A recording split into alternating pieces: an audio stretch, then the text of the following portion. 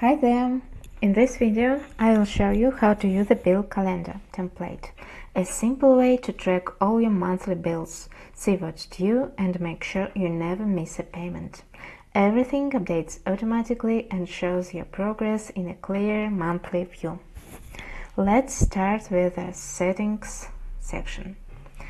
Here you can choose the month and year, see the start day of the week, and pick your currency symbol.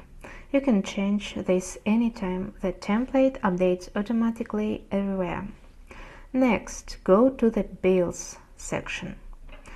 Enter the name of the bill, like rent, internet, Netflix, the due date, and the amount. Check the paid box when it's done. Each payment you add or mark as paid will update the progress bar and the calendar automatically. At the top you will see the progress bar. It shows the total percentage of bills you already paid this month. As you mark payments as done, the percentage increases, so you can quickly see how much is completed and how much is left. All your bills appear automatically in the monthly calendar on their due dates. Each day can show one or more payments.